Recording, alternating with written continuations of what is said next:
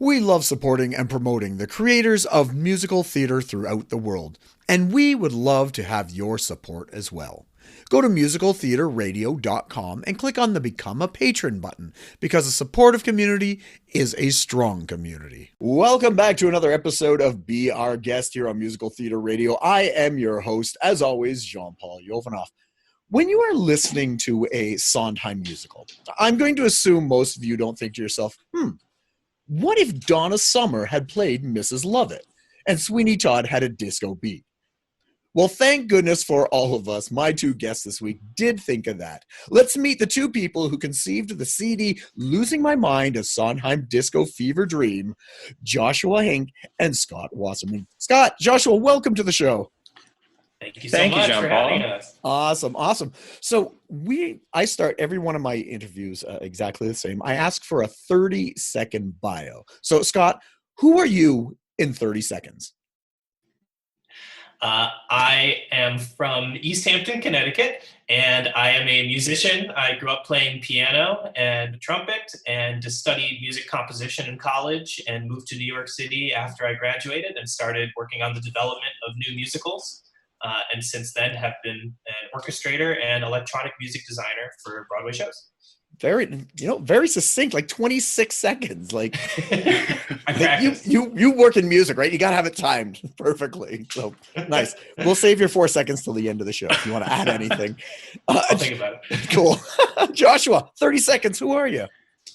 Well, I'm Joshua Hinck. I grew up kind of in Minnesota. I started my acting career there and moved out to New York City, continued performing. I have performed in Tokyo. I've taught music in India. I have created a lot of solo cabarets and collaborative projects. I am very enthusiastic about new music theater, and I like working on anything playful. And Scott, I also studied piano and trumpet growing up. I don't know if we've talked about that. That's why we were meant to be. And that's what this show is about, discovering things you might not have known about each other. So perfect. So before we get into all this, the CD that you guys put together, I want to know and take it back to the beginning. Scott, let's start with you. Have you always been into musical theater when you were a kid and growing up, or is that something you discovered later in life? I've always been into musical theater. I grew up doing school shows, community theater productions, and my father is a musician. He plays reed instruments, so clarinet, sax, flute, and he plays in the pit orchestra for a lot of community theaters around Connecticut. So I grew up going to shows he would play for, and I also grew up not too far from Goodspeed Opera House, and that was where I saw most of the musicals of my education growing up. So yeah, I've always been into it. Very nice. And Joshua, yourself? Likewise, my grandmother was a church organist, and I have like 40 first cousins, and I think in all of that, everyone had a musical instrument and studied some form of music. I was very big into choral work and also theater growing up from a young age, wearing out all the PBS specials that would we would record them to VHS and watch them over and over again. Do either of you remember your gateway musical, the one that got you in? Well, Scott? For me, the first musical I ever performed in was Oliver, and I was in third grade, I think. So that was probably the gateway of feeling what it was like to actually be a part of the process of rehearsing and getting the musical going. And I don't know that I was necessarily listening to musicals before third grade, so it was probably Oliver. Okay, nice. And for you, Joshua? We always, things that are coming to my mind, I mean, they were always there. There's some musical version of The Hobbit I saw a school do. I don't know if that's real or if I made that up. I vividly remember Donny Osmond and Joseph. But we had Broadway collection CDs. I'm trying to think. I mean, the first musical I did, I think it was called something like Operation Christmas Detective. In one of those church licensed musicals that they do. My church would do one of those every year. Is that a Sondheim show? Can you imagine? That would be awesome. Very nice. So now that we know the background, you guys, so you're both in New York, right? And how did you two meet? I was working on a solo cabaret. This was while I was out performing. I will just say I was working for the Mouse Kingdom and let people figure out what that means. And I had a week layoff, and I was out there for 14 months. And in that week that I was coming back to New York, I was like, oh, I'm going to put on a solo cabaret, because why not use my vacation to continue working? And I was looking for someone to collaborate with on a few mashup ideas that I had. And I was in an acting studio, and Scott's now wife referred Scott to me. And I think we met over Skype. I gave Scott the ideas, and we kind of just went from there. And then we met on that week when I did the show. Nice. And is that how it actually happened, Scott? Go on. You can refute this.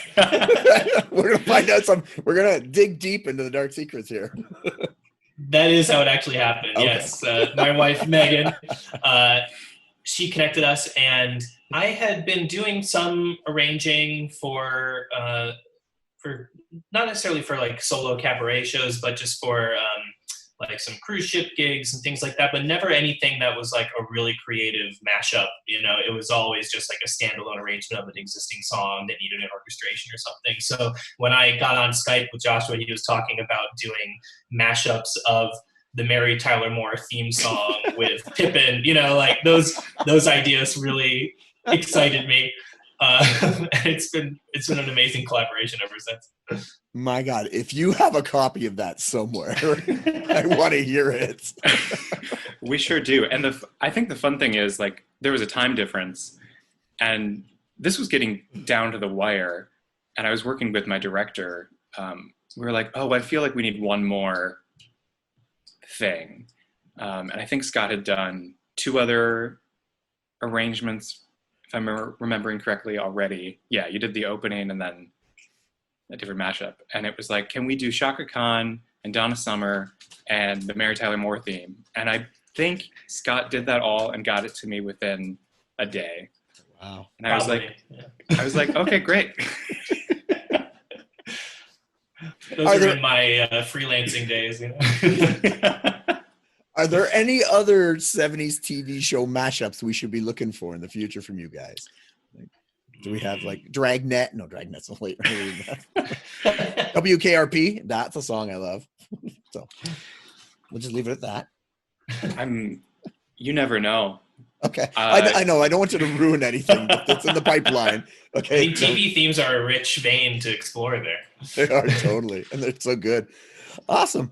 So now you've met each other and you start working together. How many projects have you guys worked on together? So we did 3 solo cabarets, or 3, 4. Well, I guess 4 would include Disco Sondheim, and then we also did a Christmas show. Yeah, White Elephant. So we've done a couple different solo cabarets that Joshua put together, and then a Christmas benefit for the Trevor Project, and then the live version of Disco Sondheim, which turned into the album. Nice. Now, was the Christmas show the same one you did when you were a kid?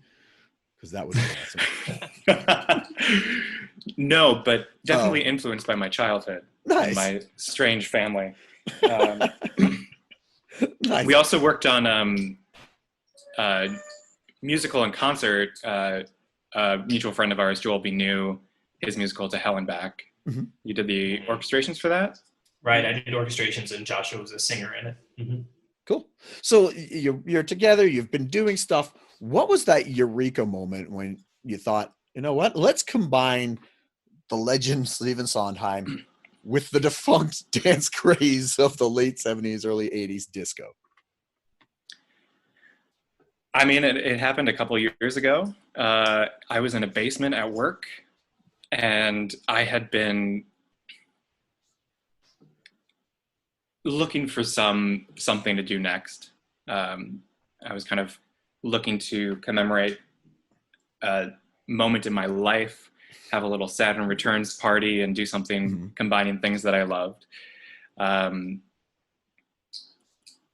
then I was standing in my little office, and I was like, oh, like what if someone expanded disco and Sondheim into a full event? Like it's been done in little pieces. You have the Sweeney Todd disco, you've got Liza and Results, of course the Ethel Merman disco album, but something that took Sondheim, whose work I admire so greatly, and disco, which is a genre that I love deeply, mash them together and see what came from that. Naturally. And then Scott, when Joshua said, hey, I've got this idea, what was your first reaction? Well, my first reaction is it was not the craziest idea that Joshua's had. We mashed up. We're coming back to that thing, that statement. We're coming back. Well, I'll just point out that we did an arrangement of Eminem and Palestrina. So with Once Upon a Mattress. With Once Upon a Mattress too. So so when the disco Sondheim idea came up, yeah, it was not a total shock to hear those words together, but I was interested in finding out what his thoughts were on how to turn that into a full evening of theater. You know, I thought it would be cool to do a couple arrangements, but I wasn't sure how far we could go with it, especially because I wasn't as educated in various disco styles as Joshua was at that point, and I learned a lot through this process. But my initial thought was like, oh, well, disco is like one beat, you know? So how can we make that a whole evening of theater? And then listening to a lot of other disco artists and their wide range of repertoire spanning like the 2 decades of the 70s and 80s, I was like, oh, okay, there's a lot to mine here. And the project took off. So in the disco scene, which performers or groups influenced you? Either of you? For this project? Or just in general, the one that, you know. I mean, definitely you'll hear influences of Donna Summer, Thelma Houston, Chic, the Village People. Trying to think of going through the tracks in my head. Whitney Houston. Whitney Houston. I was also influenced by some Isaac Hayes and some of the more like funk and R&B side of disco too. Okay.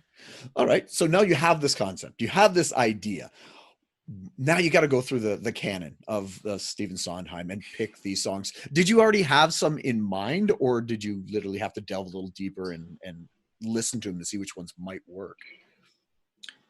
Well, one of the first ones that we talked about was The Miller's Son.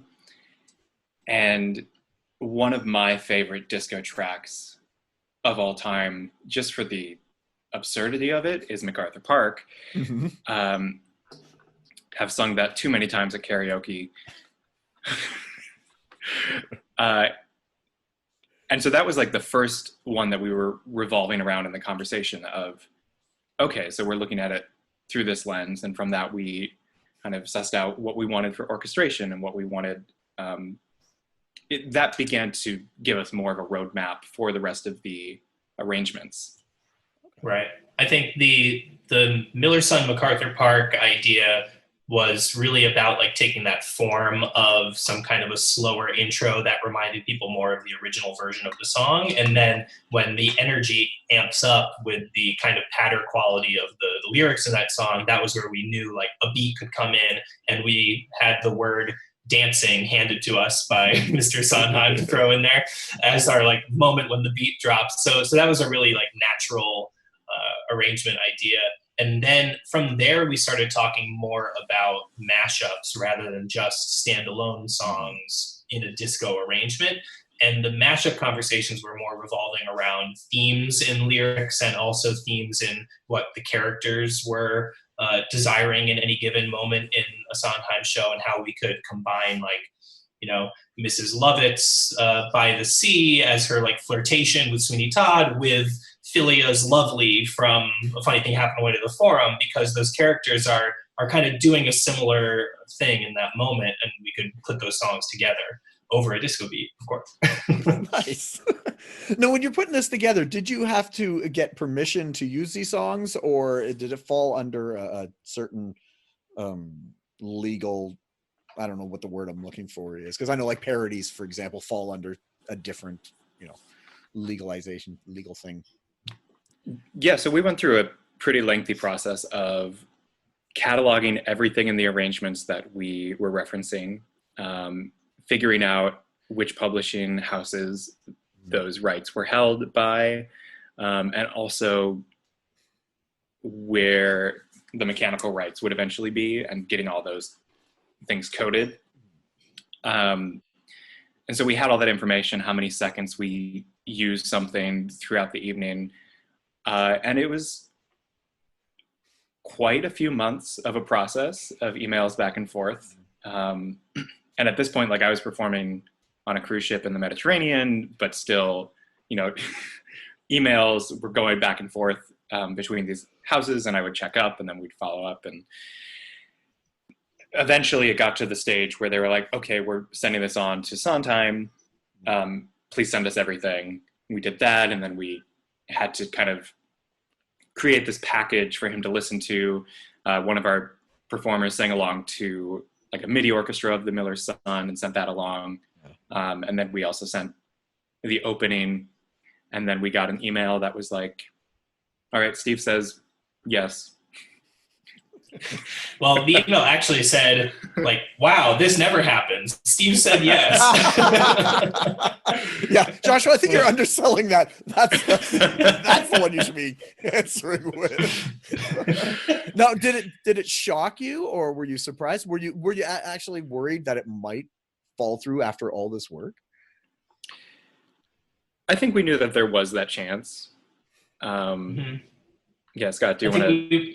Yeah, we knew there was that chance, but we knew that this was going to be a lot of work. So we were kind of proceeding as if it was going to happen no matter what. And I think even if we hadn't gotten approval to publish and sell the CD, we probably would have moved forward just recording the project for ourselves, and as a, crowdfunding kind of a project. But luckily it all worked out the way we had hoped from the beginning. And Stephen Sondheim has been amazingly supportive, and we wrote him a letter and he wrote one back to us, and we heard feedback from him after he heard the album that was really positive. So it's been really exciting to know that he's in our corner. That's very cool. That's really great. So now you've got the green light. Now you've got the songs written. You got how do you know who to approach? Did you have people already in mind, or did people kind of hear about this project and want to come aboard? I think there's a lot of people that we knew, or people that kind of fit our vision for the project. It was really important to us, working in the genre of disco, that we represent where that music comes from, which is primarily the Black and Latinx community, a lot of gay and trans individuals, and making sure that everyone involved in the project, that we could represent the genre as best that we could. So that kind of guided us to who we were reaching out to and asking, and as we were assembling this, and the folks that we got on board were very enthusiastic, and it was a great match. Nice. So yeah. you sorry, Scott, you were gonna say something, or? No? I was just gonna say that we also approached friends of ours that we knew would bring some unique personality to their recordings. We picked some singers like Josh's friend Brittany Price, who has amazing improvisation and riffing abilities, and we just kind of let her do her thing on a bunch of different takes, and just picked which ones we thought would work best in each given moment. So people that could both perform the hell out of Sondheim, but also perform the hell out of disco and pop, Yeah. So you said that you did a concert of it, right? You put it on. Did that come before or after the release of the CD, or was it at the same time? Was it a release party? That was about 2 years before. So that was, Okay. As we were developing this and figuring out this idea and what that would look like. And it was a lot of friends and family in this lovely sold out room at the Green Room 42, where we somehow, how many musicians did we? It was 12 musicians, Wow. 5 singers, all on one stage. And with a baby grand piano taking up a lot of that space too. Wow. So how was it received? Very well. Very, very well. Yeah. I think a lot of people didn't really know what they were getting themselves into. And we created a sort of a through line in the arc of the piece. So it didn't necessarily feel just like a park and bark kind of concert. There was like a progression of almost a story through the songs. And I think people were really surprised by that and into that. I think the one thing we wished could have happened more would have been like turning it into a dance party, but the venue was like tables and chairs and people ordering food and drinks and things. So it wasn't really a dance party kind of venue, but that's our dream for the future, is whenever we can have a release party, do it as like a discotheque dance party, That would be awesome. But sorry, and it was fun as we were putting it together too, because we envisioned it as like someone putting a vinyl on a record player and just kind of letting it go. And that was kind of where my thought went on constructing how it would kind of shape throughout and the songs and how they would flow from one to the next. And there's one moment where we just threw a bag of glow sticks at the audience, and it was a very silly and fun evening that was met with a lot of, are you recording this? Like, I need to listen to this? Like, what's happening? Because as soon as I heard about it, when did it get? It dropped in March of this year, I think, something like that. So I don't know. I don't know how I heard it. Somebody put it out on Twitter or Facebook or something, and I listened to it. Somebody. Oh my God, this is awesome! And I gotta get this. I have to get this, because every Saturday night from 9 a.m. to 2 a.m. I play the Saturday night party, and I take dance songs and party songs from the musical theater canon, like Sweet Transvestite or Don't Stop Believing. And I thought, I gotta add this because everyone's gonna want to dance to it. So yes, that's you perfect. had a person already. So yes, I already do a dance party on the radio station of all those type of things. Trust me, I've been wanting to do a dance night, a DJ, because I also DJ a night of all that stuff. It would be so much fun. So that'd be awesome. I gotta figure it. As soon as we can all go out, I gotta figure out how to do it. So what was the reception? Because in March when it dropped, like, how did it explode and that sort of thing? Yeah, I think the exciting thing was that right before the actual release, there were a couple teaser tracks that went out to different publications. So Vulture published a copy of the mega mix that people could listen to, and a little like teaser about the album coming out.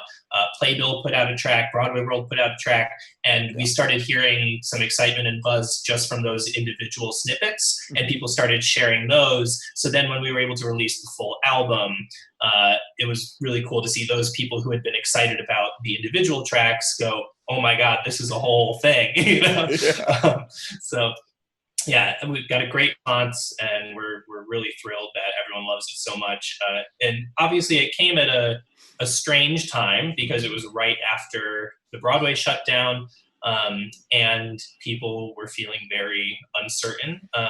And it was actually pretty nice to just put something out into the world that was pure fun and a little wacky, and give somewhat of a distraction to people for a little while.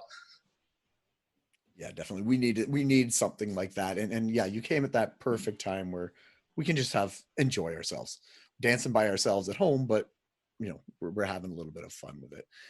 So it's out there now. What are your plans next? With maybe not with just that, but in general.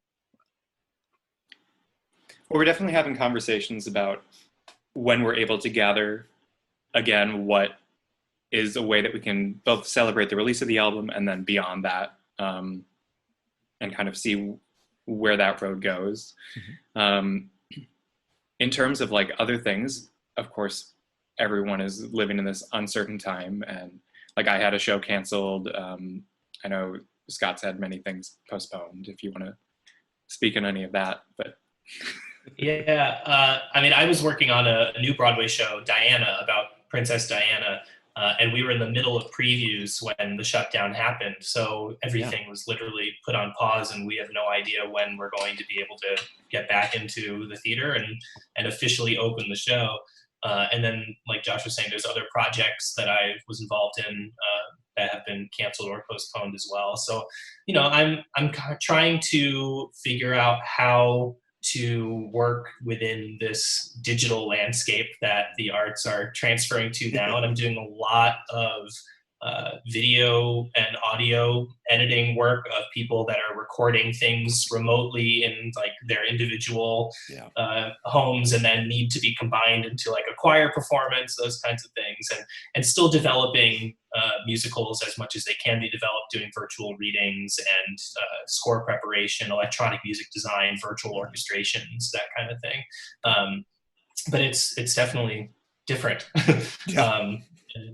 For sure. And yeah, I think as far as the future of the Disco Sondheim project goes, you know, the live concert was so much fun, and we're itching to do something live with it again and expand on it and turn it back into an evening of theater. So I think that would be the ultimate goal once we're able to get that going again. Well, if it goes on tour, come up to Toronto. I will go see it. Yeah, international tour. Exactly. I'm waiting. So what did you do in Diana? Just as a sidebar, what were you doing? Yeah, I'm doing electronic music design for the show. So in addition to the live orchestra, there's a lot of electronic percussion and synthesizer and like additional instrumental layers that are brought into the show, because the whole sound palette of the show is like 80s pop rock. Yep. So my job is to give it that flair. Okay. No, because about 3 weeks ago, I interviewed Bruce Dow. Show. So Bruce is up here. He's stuck in Toronto. Right. So, you know, I had a great conversation with him. So, yeah, it's good to see everybody's, you know, doing stuff. He's awesome. World. He's got one of the best songs in the show. So. Oh, does he? Oh, yeah. And I wanted to come down and see it, but who knows when I'm going to be able to get down there now. But yeah. Well, I want to thank Scott and Joshua so much. Thank you both so much for coming on and talking to me and introducing the CD to anybody who doesn't know, and exploring the background of it a little more with people who do know about it. Thank you. But before we go, I have to let you know I do have a thing I do with all my guests. I have 3 questions. Now, if you've heard the interviews before, you know about them. If you don't, there's no right or wrong answer. Just give you a heads up. But there is a wrong answer to one of them. So be prepared for that. All right. So let's start out with question number 1. Real quick, and this is going to be biased, I know, and influence you, but no context, Sondheim or Lloyd Webber? And it's literally the question I always ask first.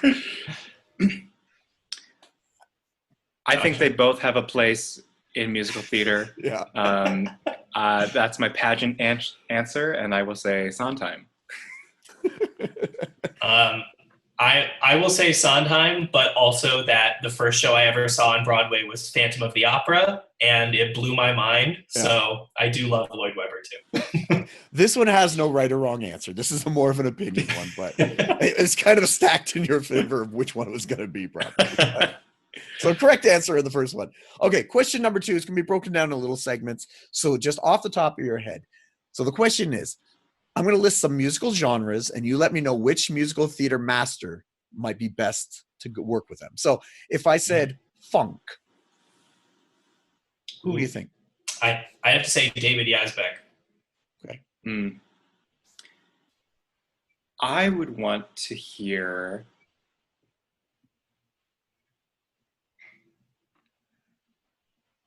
I don't know why Janine Tesori is the first name to come to my head. Yeah. Okay. Question number 2, 90s boy band. Ooh.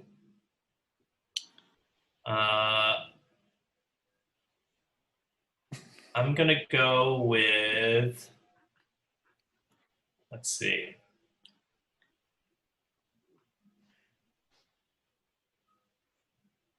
This would be easy. I'm not going to be easy. Is it cheating if I say Max Vernon and the rest of the K-pop team? There's anything goes in the show, so that's not cheating at all. If you don't have an answer, that's okay. I'm throwing these at you quick. And quick, number 3 in this second question, heavy metal. It could be speed, it could be death, it could be symphonic, it could be any of those metals, but I'm going to go with Rodgers and Hammerstein, death metal. that would be awesome. I want to see Lonely Room with just that guitar. Nice. Okay. I threw this at you. I know you're not prepared for that. I didn't even know what I was going to ask, so no worries. So that was correct as well, all those. Final question, most important question. This is the right or wrong one. It is audience members eating food in the theater, yes or no? No. All right, so I am going to counter and say that a survival job of mine used to be working concessions in Broadway theaters. And many of those people are artists. And when you remove, now I don't think you should be bringing in sandwiches and steaks and things, but if you can do it in a way that is considerate to the people around you, which I'm not sure is possible, then my answer is maybe. I think even more than food, I hate ice in cups in the theater. I think there should be no ice allowed in drinks at the theater. But now, Drew Jampson has quiet ice, which does. What is quiet ice? So quiet ice is, I know too much. Quiet ice, it's like little pellets that are softer, and so they don't clunk around as much. And also, if you look at what's the organization over at the Hudson and where Harry Potter is, not the Foxwoods, that's 10 years ago. Whatever it changed, the Lyric, there it is. They've got frosé and they serve it in glasses, and I think that's a beverage that you can enjoy quietly. Little Harry Potter and frosé. It's great. All right. I failed that one. Yeah, you did. Trying to be diplomatic. No, sorry. You don't win the prize. Scott wins this round. Thank you. What do I win? You can lord it over Joshua that you won, I Perfect. guess. Oh, man. Thank you both so much. That's the end of the questions, thank goodness. Just to give you a heads up. But yeah, I want to thank you guys both so much for joining me today and teaching us a little bit about the disco and Sondheim combination. So thank you, guys. Thanks so much. Thanks for having us. No problem. All right, everybody. Thank you very much to Scott Wasserman and Joshua Hinck for talking to us today. Tune in next week as we'll be speaking with another guest or guests about their life, love, and passion. That is musical theater. I am your host, as always, Jean-Paul Jovanov, and I will see you when I see you.